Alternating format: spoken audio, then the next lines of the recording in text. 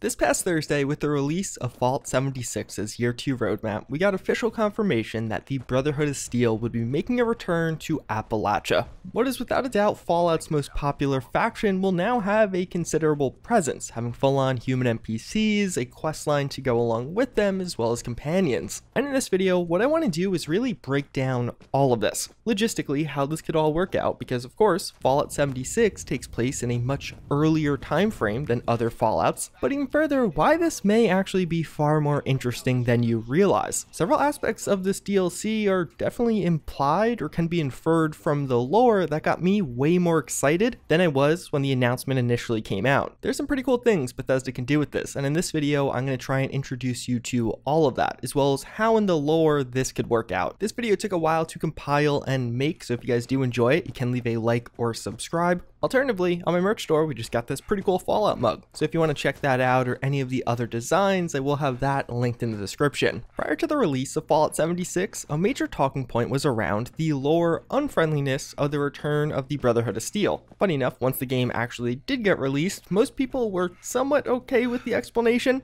or at the very least, it was overshadowed by other issues with the game that it really wasn't a major talking point any longer. But in discussing where Bethesda will take the Brotherhood, it seems pretty imperative to actually talk about where the Brotherhood is already in the lore, in particular in West Virginia. So to figure out where they are in West Virginia, you first have to talk about where they are outside of West Virginia. The Brotherhood of Steel started on the west coast of the United States, specifically in California at the Mariposa military base. Before it was the Brotherhood of Steel, it was a group of military soldiers led by Roger Maxson, who were acting as security at the Mariposa military base, where scientists were actually experimenting with the FEV virus. The FEV virus led to the creation of things like floaters, super mutants, and the Deathclaws. As Roger Maxson was stationed here, he realized that some of these scientists were actually using the FEV virus on military prisoners and experimenting on them as subjects. He was super unhappy with this, and it eventually led to a rebellion where the soldiers ended up taking out just about all of these scientists at the Mariposa military base. And this defiance of US military orders are what really led to the start of the Brotherhood of Steel, and in particular with Maxson as its leader. But one of the core factors is, shortly after this occurred, shortly after Maxson had his little revolt, the bombs dropped throughout the United States. And in the wake of that, Maxson moves from the Mariposa military base to Lost Hills, which becomes the West Coast headquarters of the Brotherhood of Steel. On the total opposite side of the country, while this is all going on, in West Virginia, we have not the Brotherhood of Steel. Shortly before the bombs dropped, a group of US Army Rangers known as Taggarty's Thunder were stationed in West Virginia. They were in between deployments and simply running war games, simulating a hypothetical combat event with other members of the US military. And while this was all going on, the bombs ended up dropping on the US. So now Taggarty's Thunder finds themselves in a fairly isolated area without having further orders due to the change in context. So what they do is hop on the radio and try and find some form of higher military command, looking for somebody to advise them as to what to do next. Well, somebody they find on the radio is actually Roger Maxson, reaching out to anybody in Appalachia in hopes of something, and we'll return to this message later. So Taggarty's Thunder intercepts this message, then Taggarty and Maxson begin talking, and due to both of them serving in the military, they actually knew each other. Taggarty questions why Maxson turned into a traitor, but large in part from here, Taggarty has to face the reality that the overarching military and government is gone now. From there, Taggarty's Thunder sets up base at Camp Venture, which is what you could find the remnants of at some point in game. While at Camp Venture, they decided to start recruiting additional members to their force. There's many other local soldiers in the area that wanted somebody to join up with, and after doing this for a bit, they received a message from Roger Maxson inviting them to join the Brotherhood of Steel. So the Appalachian Brotherhood of Steel wasn't really the Brotherhood of Steel from the West Coast, it was just a separate military group that adopted the same ideologies. But large in part, the Appalachian Brotherhood of Steel was fairly autonomous because Maxson had a lot of trust in Taggarty, having known her beforehand. The idea behind joining the Brotherhood was to give some of these troops a larger meaning. They were a group of survivors who were going to work to preserve the best technology from the past and actually build something new for everyone. So then from there, you did have the Appalachian Brotherhood of Steel, which did some things. Taggart was very military focused and as such didn't really get along with some of the other civilian factions like the Responders, but did help in the fight against the super mutants. At one point, the Appalachian Brotherhood of Steel got the order to try and preserve as much technology in the area, because that became one of the overarching ideologies and goals of the Brotherhood of Steel. As they continued to recruit individuals, they eventually moved from Camp Venture to Fort Defiance, which was much larger. And this move from Camp Venture to Fort Defiance is very relevant, because Fort Defiance is significantly closer to Fissure Site Prime.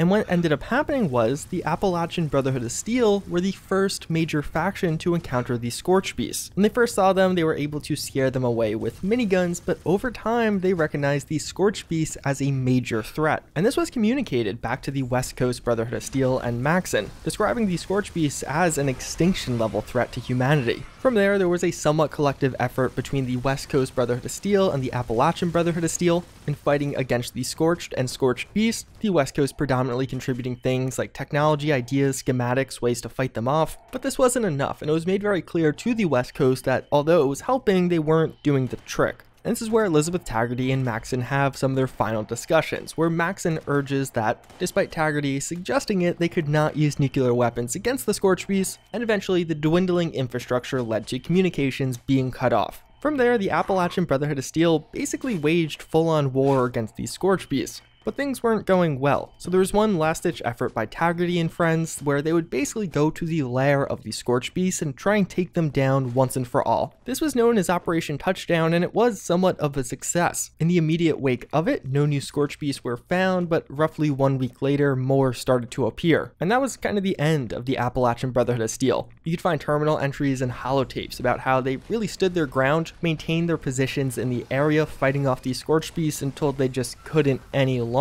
And seemingly, basically all of them ended up perishing against the Scorched Beast and Scorched Plague. And that's large in part how you could find Appalachia now. So to recap, the Appalachian Brotherhood of Steel was an existing military force in the region, happened to run into the founder of the Brotherhood of Steel on the radio waves, end up joining the Brotherhood of Steel, end up waging war against the impending Scorched Plague and Scorched Beasts, and lose the war, wiping all of them out. With the Wastelanders, there was one NPC added around the Brotherhood, but it was basically somebody looking for the Brotherhood, which is now gone. And it doesn't really seem like they know much more than we do about the future of the Brotherhood. So from here, it's large in part speculation or inferences based off what we find out in the roadmap, based off what Bethesda says, and of course, where we know the Brotherhood ends up via the lore. One of the first hints about what's going on here is actually how Bethesda kind of teased us with this. Back in their AMA, there was a question by a user asking about whether or not we would see the return of the Brotherhood and or the Enclave, to which they responded, let's just say the Brotherhood is now watching the wasteland of West Virginia very closely. So now perhaps that means nothing, but it does bring me back around to Roger Maxon reaching out to Appalachia originally. That wasn't random. Roger Maxon was specifically reaching out to somebody in Appalachia, but we never really find out what or why he was.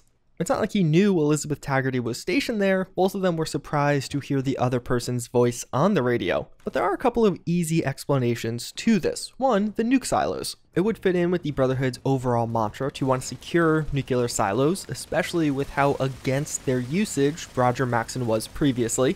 You do have a FEV experiment center. Recall the whole reason the Brotherhood of Steel started was due to FEV experimentation at Mariposa. Well, lo and behold, there was also FEV experimentation at West Tech in Appalachia. Perhaps Roger Maxon was interested in that, or even alternatively, maybe something to do with the Enclave, as we do have the White Springs bunker here. An interesting parallel, Lost Hills, which is the bunker where Roger Maxon takes the Brotherhood of Steel after Mariposa, is very similar to the White Springs Resort, in that both Lost Hills as well as the White Springs bunker were both built to house members of the government in the wake of a global catastrophe. So nobody actually made it to Lost Hills, but of course people made it to White Springs. Specifically, the Enclave made it to White Springs. The Enclave and Brotherhood of Steel have been seen as two sides of a coin in several Fallout games now, so perhaps we get more of that. Perhaps the reason the Brotherhood are watching the area so closely is the Enclave presence that was suspected to be here. Although, the thing with that is, the way the Enclave is left in Fallout 76 is basically everyone's killed except for Modus. They actually were all killed by Modus. And although all throughout America there are cells of the Enclave, just the fact alone that Bethesda hasn't really referenced them at all in the marketing material or even in that original AMA question, they don't acknowledge the Enclave, makes me think that's probably not that. One of the other reasons the Brotherhood of Steel could be watching Appalachia very closely is of course the Scorched and the Scorched Beast. Before communications were cut off, as far as Maxon knows, Elizabeth Taggarty and the local Brotherhood of Steel in Appalachia were in dire need of help. Things were going badly and they knew they were getting desperate just by the suggestion of using nukes alone. They'd exhausted many solutions. It's not totally clear if the West Coast would know that Elizabeth failed or all of them died, but at the point of Fallout 76 where it stands now, it's been roughly 10 years between when Maxon last heard from Taggarty. So I think it could be really likely that one of the major reasons for the Brotherhood to return to Appalachia is they're going to fight against these Scorch Beasts. Whether that be reinforcing Taggarty or realizing Taggarty must have failed, but this was an extinction level event. So now you might be thinking to yourself, well, wouldn't that kind of go against the Brotherhood we see in the Fallout games? These isolationists that are just concerned with preserving technology. Although yes, that would be true, funny enough, this is not that Brotherhood of Steel. Assuming the next DLC is roughly around the time of Wastelanders, which is in 2103, Roger Maxon is still leading the Brotherhood of Steel, and that is a period and a style of Brotherhood of Steel we never really saw in a Fallout game. Most of the time as we encounter the Brotherhood, they are isolationists that are really out for themselves, gathering all of the best technology for themselves. But under Roger Maxon, it was almost the opposite. It was in fact his successors that implemented that ideology. Under Roger Maxon, he was actually way more willing to work with outsiders and at many points encouraged working with outsiders. He was way more focused around getting all of the technology and information to help society as a whole and did not have that same isolationist ideology. Now this is one part of the lore that we don't know a ton about because again, it is just lore. We've never gotten to experience Roger Maxon for ourselves. But that could be a very interesting twist on the Brotherhood we see in Fallout 76 going forward. This is pretty distinctive compared to the Brotherhood of Steel we see in latter games. Based off the lore we have thus far, Roger Maxon certainly seems like somebody who would be interested or invested in saving Appalachia. Under his control, the Brotherhood's initial initiative was actually helping others. They were a mobile force that was trying to save some of the people affected in the immediate aftermath of the bombs dropping. It was only later that he started to realize that the loss of information would be a major threat to humanity overall and started to focus more so on that. Although unlike his successors, or even unlike Elizabeth Taggarty, unlike his son, Roger Maxon wanted to share the wealth. He wanted the betterment of society overall, not just the betterment of the Brotherhood. Although funny enough, my proposed Brotherhood storyline actually shares quite a few similarities with Fallout 4. There are several very curious similarities, so let's just assume the Brotherhood do in fact return to fight against the Scorch Beast. We also know that following that we're going to have a smaller quest line around the Brotherhood of Steel, and I suspect it might be laying the framework, introducing however they're going to return. But then secondly, we'll have a larger quest line adding in more Brotherhood NPCs and almost a fuller return of that faction to the area. In Fallout 4, after defeating the super mutants, the Brotherhood of Steel goes to the Commonwealth because they detect Institute signals. They suspect the very advanced Institute is there and they want to fight against them. And as you do the quests in Fallout 4, you first have a small detachment of Brotherhood soldiers and then a much larger one makes an appearance. And I wouldn't be shocked if what we see in Fallout 76 is basically an exact parallel of that, except against the Scorched Beast, and with a slightly different style of Brotherhood of Steel. But then of course the next major question around this is, what are these Brotherhood of Steel? Are there going to be individuals making a trek all the way from California and the west coast of the United States? Or is it going to functionally be Taggarty's Thunder 2.0, where it'll actually be an East Coast based military faction that is repurposed to the Brotherhood of Steel or ends up joining them? So we know it is possible for the Brotherhood to cross the country. It was done by Sarah Lyons to establish the Brotherhood in the capital Wasteland for Fallout 3, and in that process it took roughly a year with whatever technology they had at the time.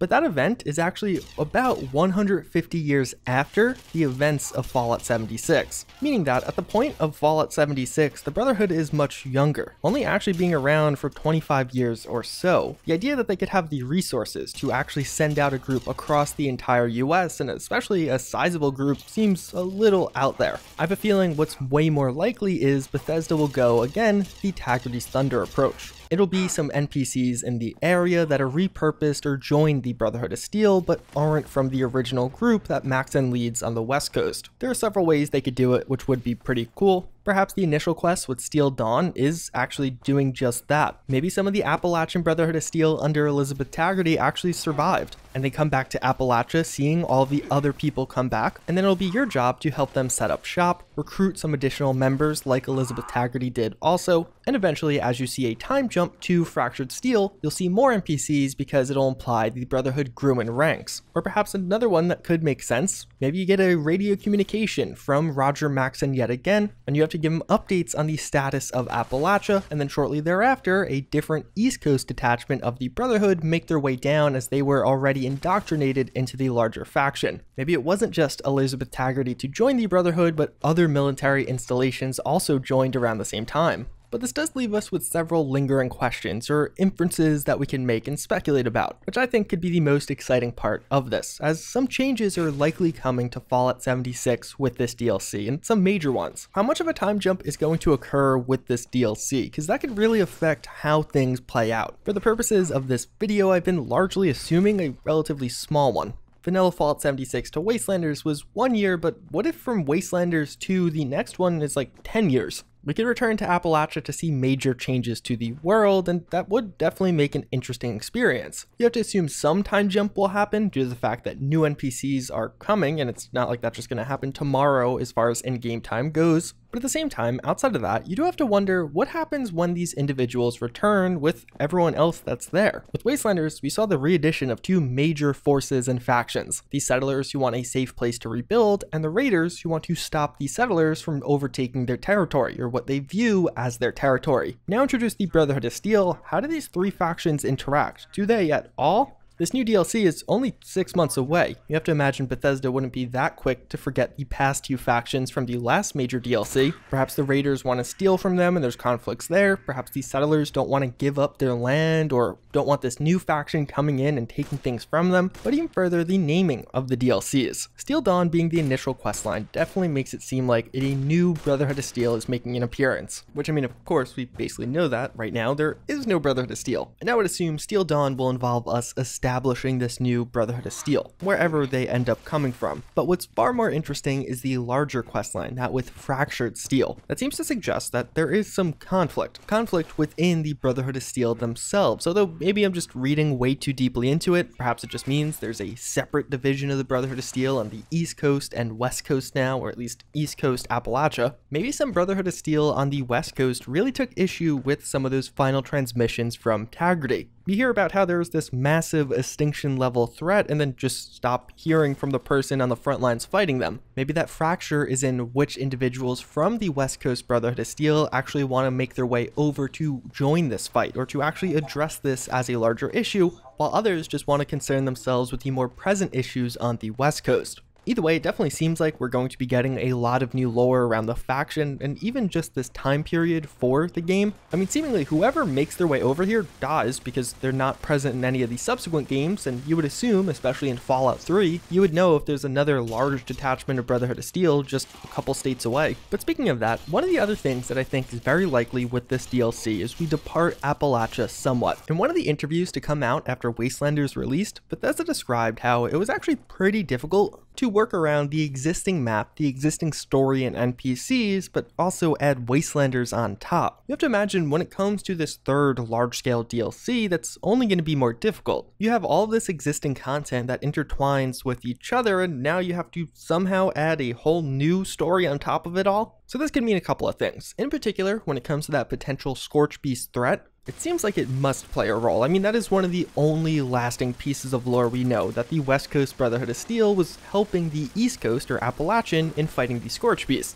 So that must be revisited, right? Well, if the Brotherhood wins, you have a problem there, because they can't wipe out the Scorch Beast, as that's kind of the point of the whole main story of Fallout 76 by default, and even the intro quest with Wastelanders, inoculating all the new arrivals with the Overseer. So Bethesda's going to have to work around that, but even further, how they're going to fit in the these new characters and this new faction, I think it seems very likely that we'll start to see some new lands outside of Appalachia. Likely some edits to the existing ones, but I have a feeling perhaps some expansion elsewhere. They could just literally grow the borders of the map, so Fallout 76's map is a bit larger, or alternatively it could be like the regular Fallout DLCs where you have to kind of transition to a different map. And Bethesda in the recent AMA did describe how they are considering adding new lands with future content. And what perhaps could be a little bit more evidence to that, one of the new features coming with the Fracture Steel or Winter DLC line is expeditions. Just based off the naming alone, expedition, but also the Brotherhood making a return, I wouldn't be shocked if these are smaller scale experiences taking us to new and unique lands. So maybe for one quest, we'll return to Washington DC for the Brotherhood of Steel to find something, some piece of technology or lore that they want. But it's only a smaller subset of Washington DC, not a full-on map. And I think that would, one, be a really cool feature, a really cool way to explore other parts of the Fallout Wasteland without having to build out the entirety of it.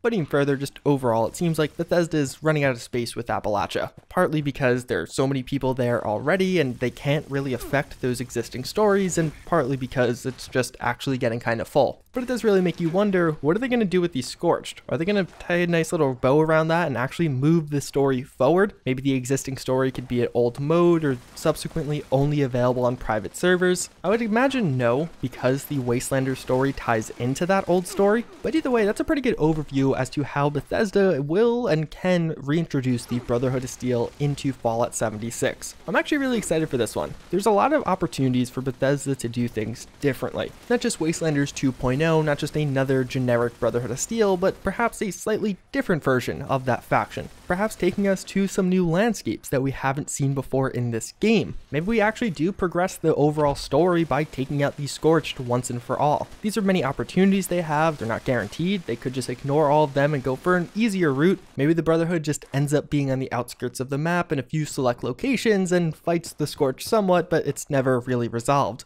Either way though, the reason I get excited is there's a lot of stuff they can do, and hopefully at least one or two of these ideas ends up coming to fruition, or something else that's exciting. As always again though, I thank you all for watching. Hopefully you found this video informative. I'd love to hear from you guys down below. How do you think this will work? How do you think it'll be implemented? But until next time, I thank you all again, and I hope to see you all later.